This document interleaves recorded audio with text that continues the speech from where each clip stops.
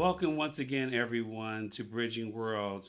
Get ready to bridge worlds and elevate your understanding of growth, resilience, and the power of connections. This is our episode 2, lovey wife, called Cross-Cultural Reflections, How Identity Shapes Connections.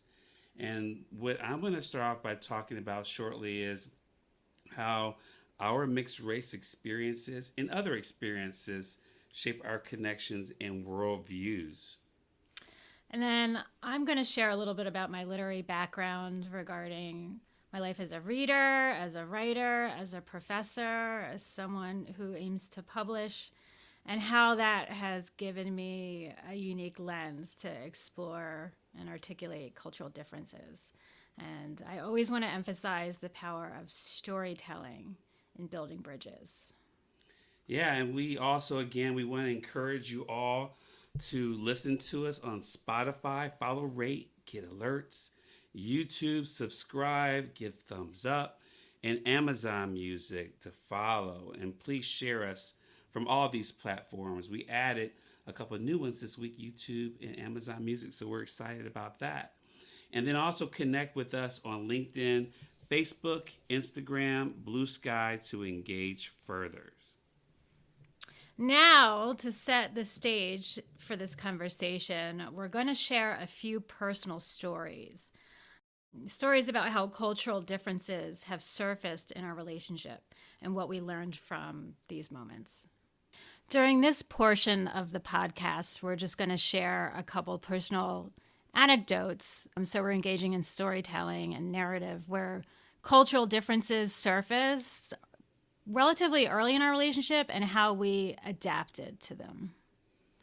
Yeah, well, listen, first of all, we talked about in our last podcast where we're from.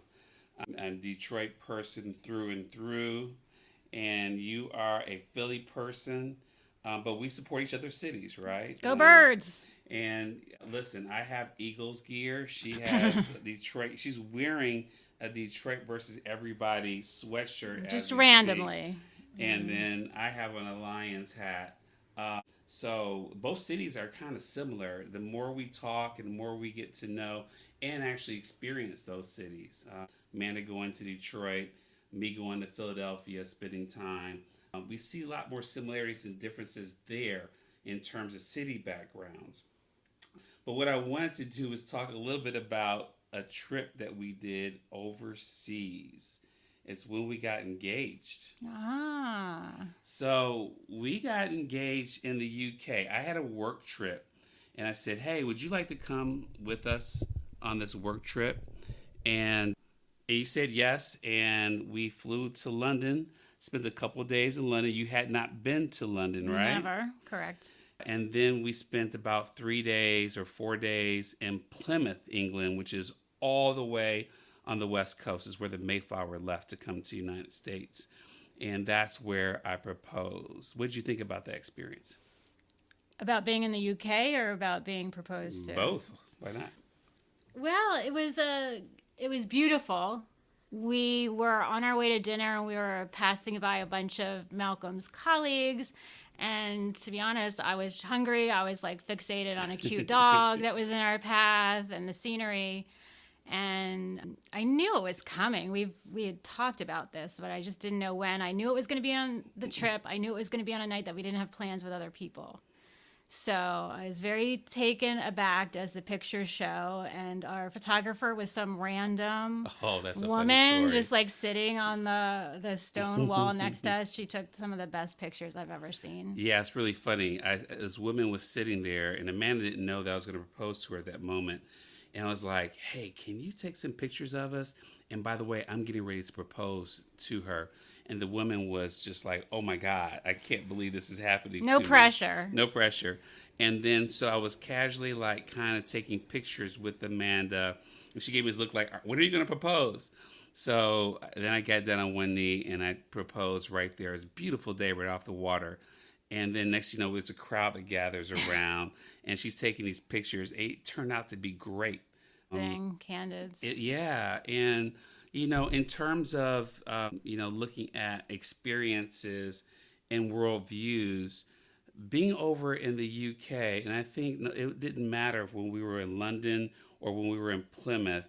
I think being, a mixed race couple felt very normal over there.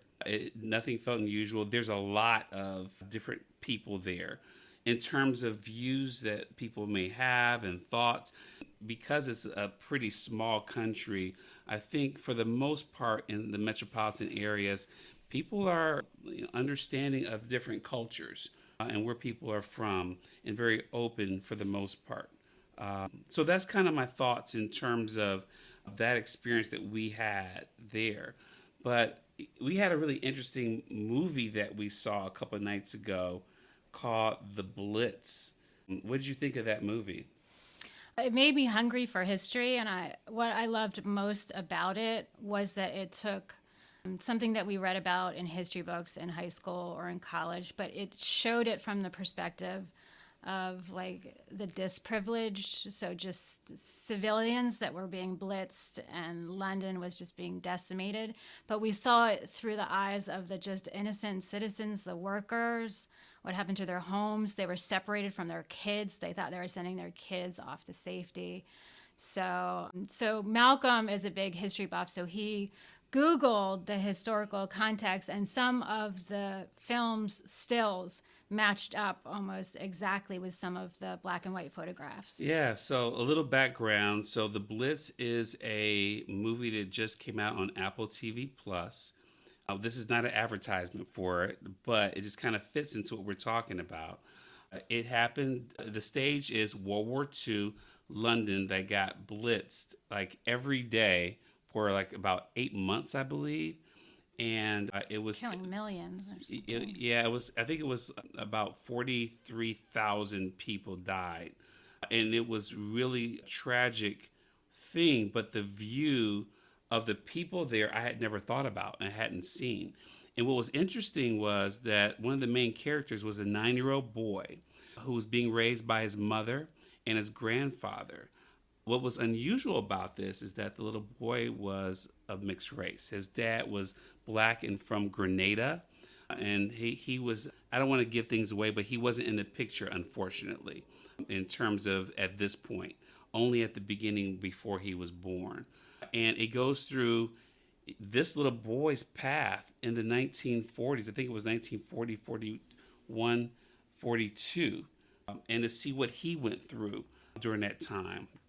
Of course, that was 80 years ago, right? And we look back in terms of what people dealt with then compared to what we're dealing with now. And I think the biggest thing for me is understanding that there are differences that people have, and understanding the situations that they're in, understanding the concerns that they may have is truly important in our society. It was also great. I've had some other experiences, personally, overseas, great experiences over in China and Beijing, where I felt very welcome. They were very curious about us. They really looked at us as almost like movie stars over there because we look so different, and they love hearing us speak English. And Beijing is such a beautiful city. And then also in Ghana, which is one of my favorite places in the world, and experiencing and exchanging worldviews and just cultural views at that time, and understanding and really having the empathy for people who have unusual, difficult situations there that are very different from what we experience here. So, man, I want you to share a personal story that shows why understanding emotional context and communication matters, and how cultural norms shape the expectations in our relationship. So I have a couple anecdotal situations that I think illustrate this best. And they both have to do with us getting married. And just to set the background context to this, I never really wanted to get married. I definitely never wanted biological kids. I loved other people's kids. I moved to New York. I wanted to write. I wanted to teach. I wanted to be free. I wanted to travel. I wanted to save my money. I wanted to get a master's degree, all of those things. And then I met Malcolm, and then what I wanted shifted. But we always made things our own. So, one example of this is my grandmother mostly raised me, starting like around 12 on, but she was always sort of the primary maternal figure in my life. And she gave me she was married twice, but she gave me her engagement ring and her wedding ring from Pop Pop White. And that was the grandfather that I knew while he was living. And so we took the rings in to this small, older Italian guy. He was like ex-Navy, ex-boxer. And he was like on the second floor in Chinatown, the back of a building. And we talked to him about my grandmother. And so he reorganized the different diamonds and added a new wedding band inspired by my grandmother's diamonds. There was one diamond left over, tiny little diamond, and we had that put into Malcolm's wedding band. So this is a good example of how different family traditions, whether they're conventional or unconventional, or whether there's some sort of scattered placement or trauma history, that we can still redefine things so that they're personal while not forgetting about painful past. A second example of that I'll give that also has to do with our wedding is that I don't remember exactly how this went down, but we were talking about last names and name changes and things like that. And I was like, it's kind of a losing battle, right? It's patriarchal society. Like, I don't want to take your name. I've had this name like half a century, but my last name is my father's name, and the names are passed down through patriarchy. But he was like, well, like, I honestly don't remember if it was me or you, but we came to the conclusion that if, say, I was going to take Malcolm's last name, and then he would have to take my last name as well. So that's what we did. So we hyphenated. So I'm Harris Carter and he's Carter Harris. Yeah, it was, something that I wanted to do. And I was proud to take your name. And I'm very proud that you took my name too. We didn't know how it was going to work, but we figured it out. And so here you have it. It wasn't that hard either. The paperwork wasn't that difficult. No. Licenses and stuff like that. No. And it's kind of cool because, she told the story about our rings, which is really something that I will never forget. The gentleman who created these. We have a picture of her Nana that's right behind us while we're recording this. So she's always present. We do our recording, by the way, and people ask this question since the first episode came out. We do our recordings from our office at home. We have sound panels and everything set up. But she's with us, and she's with me all the time as you, because our rings have her diamonds in it, but also her picture looking over us while we work with your Papa White. So it is kind of cool to be able to have her close to me, even though I never met her. It means the world to me. I wanted to share a little bit of comedy in terms of, we're talking about experiences and connections and worldview. This has happened before I met you, but we were talking about the UK. I know we got engaged there, but many years ago, I was in school in the UK. And I wasn't sure how I was going to be looked at. I went to school called Corpus Christi College. It's one of the Oxford universities. And being that I was one of the very, very few black people, and I don't even remember any other black men that were around in any programs at that time, people knew who I was. So literally I would walk across the street and someone would scream to me, "Hey, Malcolm, hey, Malcolm." And they knew me for whatever reason, I guess because I was black. Yeah. But it was also, it allowed me to have good conversations with people because they came over to me, wanted to get a chance to know me, and was able to share who I was as being American, being a black American, what it's like to live there and go to school there in the UK. So it was pretty funny how people, no matter where I went, they kind of knew my name, even though I may not have met some of those people.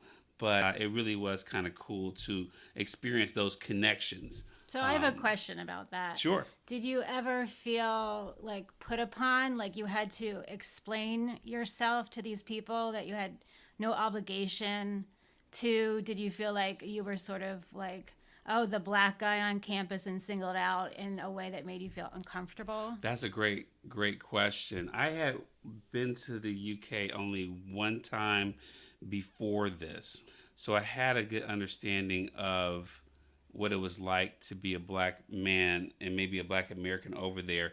At that time, and this was in the mid 90s, I actually felt more comfortable being a black man there than I did in the United States and going certain places in the United That's States. interesting. And I traveled pretty extensively throughout the country, very small towns, as well as some of the bigger cities, not everywhere, but I did, go to some bigger cities.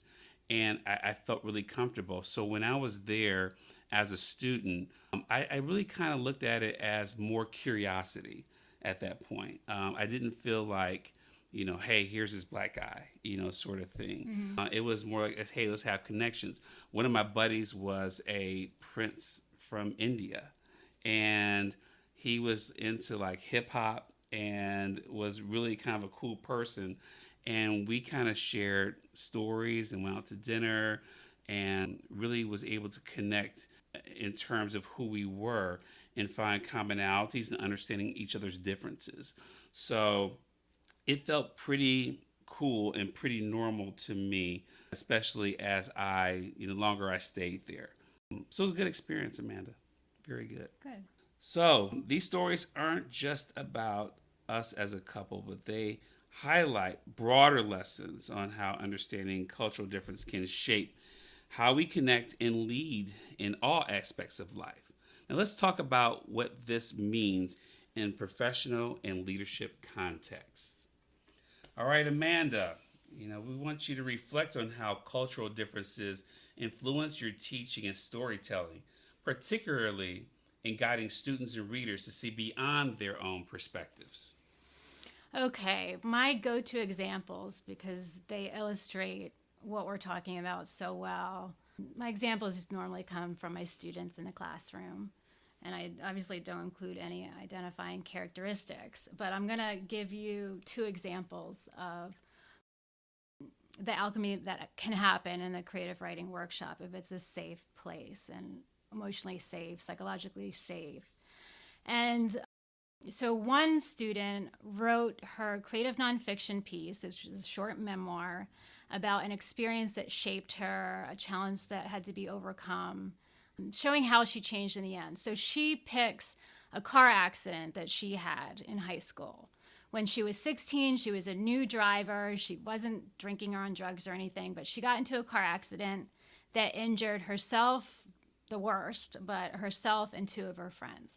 So she wrote extensively about what it was like this is before COVID, being stuck in her bed, having to share a room with four siblings, having to depend on her mom, who was a nurse and already was working 18-hour shifts, like all of this stuff. So she wrote about that in her rough draft. So she had the beginning and she had the middle, but she didn't really have a synthesis at the end. So in between the first and the second draft, this is what she came up with. And it mirrored her life and it changed her life. So previously, she had never gotten into a car on the driver's side, never driven a car. She was like a sophomore, junior in college. Deathly afraid of driving, thought she would kill anybody in her car. But through writing about this cathartic experience in a safe academic way, she didn't feel the trauma from the car accident in her body the same way. So her body didn't react like there was a woolly mammoth chasing her. And she got in the car and she drove around the block, and then she drove to the supermarket, and then she drove to Vermont. And so this is a way that writing, for instance, and storytelling can liberate you from whatever is holding you back. So this story isn't so much about cultural differences, but it is in that this is just someone that I do not know her inner landscape. And I clearly didn't know what she was capable of, because she was basically capable of changing herself and moving mountains in the space of 2.5 months. So that's one example from my students, insofar as the importance of understanding the emotional context in communication and storytelling. And then the other example of one of my students was that she wrote about, for her creative nonfiction, about a high school romance. and it was troubled, and her boyfriend was abusive and psychologically manipulative and narcissistic. And so it was well done, but we all sort of like in our discussion felt like it was missing something, like she was holding something back. Like, what about this love story that ended in heartbreak is special, unique, and different from everyone else on the planet? And why do you just assume that the reader's going to be interested in it? And, we were like, it's just like Romeo and Juliet. You're on different sides of the tracks. And she was like, oh, no. It wasn't a classmate. It was like one of the teachers. Oh, wow. And we were like, what did you just say? You didn't mention that at all. And she was like, I didn't mention it? And so when it was too close to her, and she thought it was obvious because she already has all the background information. So using that workshop, and again, having this psychologically safe place with boundaries in place, she went home and she worked on it and she revised it. And instead of being like Romeo and Juliet, these love-sick, like young people that have a hard time and it doesn't work out in the end, it's unrequited love, it's really a story about trauma and abuse and power and the imbalance of power and the subjugation of women and girls, how girls are preyed upon and groomed sexually from a very, very young age. And so both of these stories, with the young woman who overcame her anxiety and fear of driving, and then this other woman who kind of had the blinders taken off and wrote this like kick-ass revision where she didn't name him by name, but she called him out, and the background context of him being an older man in power was there. And she was just so moved by her own writing. She said her mom was like knocking on her bedroom door, like, what are you doing in there? And she's like, I'm finishing my creative nonfiction. So those are two of my favorite examples of how cultural norms and emotional contexts are integral to any kind of working relationship. Do you ever share those stories with other students, or have you shared those I stories? have, because they're so inspirational to me. And I of course, got permission. I don't mention names or anything. But I also want to make it clear to the students that it's not like a trauma parade. It's not a competition of who's had it worse. And you don't have to force like an epiphany. Like these stories are like, these are incredible. These will get these young women into Harvard and Yale as their personal statements. But not everyone is going to have like a textbook case like that. Right. So just to tell their story in their voice. Now, Malcolm's going to discuss how cross-cultural experiences shaped his leadership approach, especially in fostering psychological safety. Yeah, thank you, Amanda. I think that this is an important topic to talk about. And in my world, on this side of the bridging world, in the business world, I really had some experiences kind of early in my consulting career that really kind of had a greater understanding of different cultures, even within just the United States. Back in early or late 2000s, I worked for a client, Spectra Energy, in Houston, Texas. I hadn't spent much time or any time as an adult in Texas. I didn't know what to expect. This was a long-term project. I ended up working in Houston, Texas for about 2.5 years. And it was an amazing client, but I didn't know what to expect.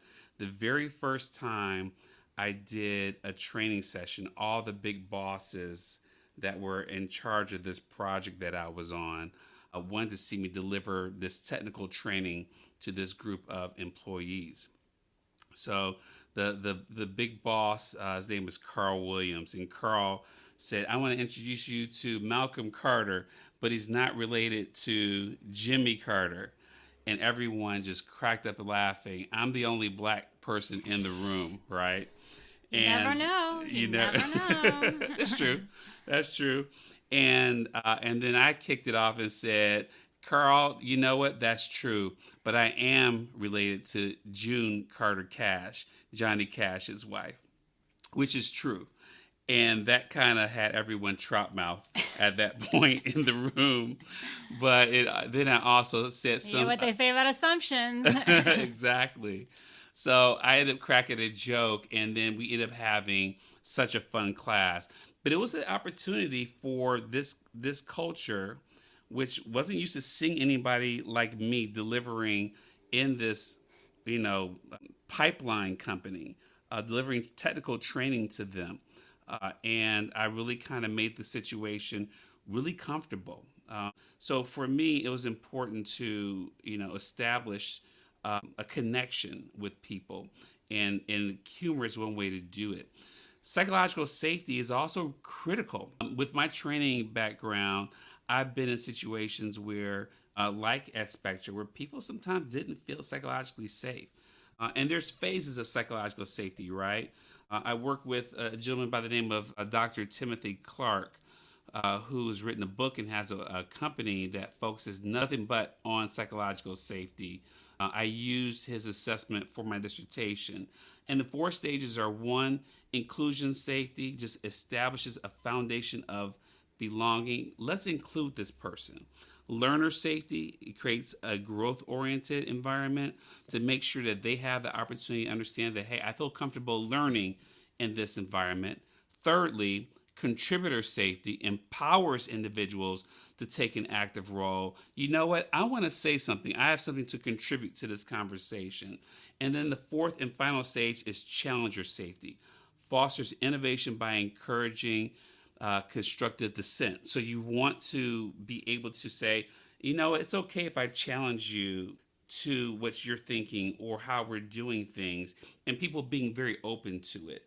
So it's really kind of key for me to be able to talk to people like the people at Spectre and other places and say, hey, we know sometimes you could be uncomfortable, but let's make sure that because you're in the situation, let's talk about how we can grow together and be psychological safe.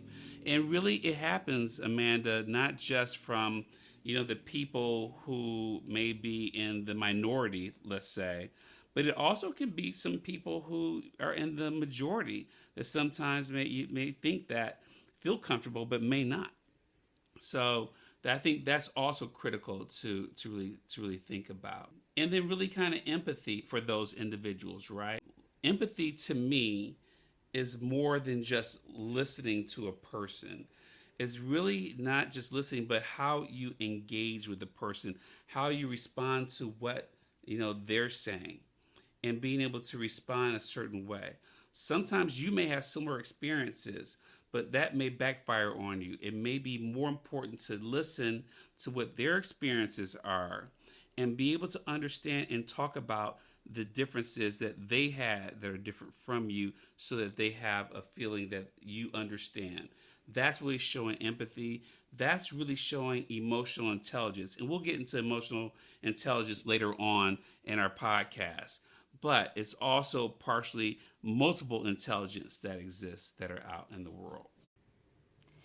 In wrapping up our conversation, we're just going to take a moment to reflect on the core takeaways from today's podcast and how you can apply them to your own life.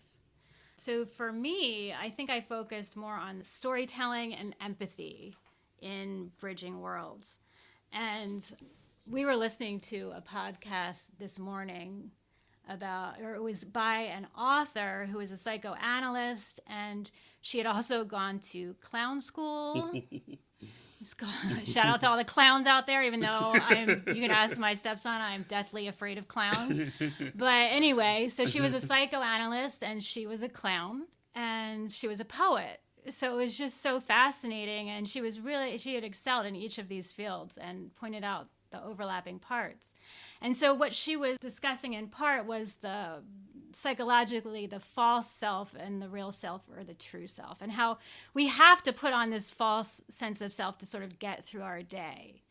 But how do we differentiate ourselves as individuals? Like, what's the true real self, and how do we determine how to code switch, who we can be our true authentic selves around, and who we can be around but we can't be our true authentic self. So it just reminds me of, she mentioned, I think the psychoanalyst, he was a child psychologist at Winnicott, and he has some famous quote about how the artist is the child that survived.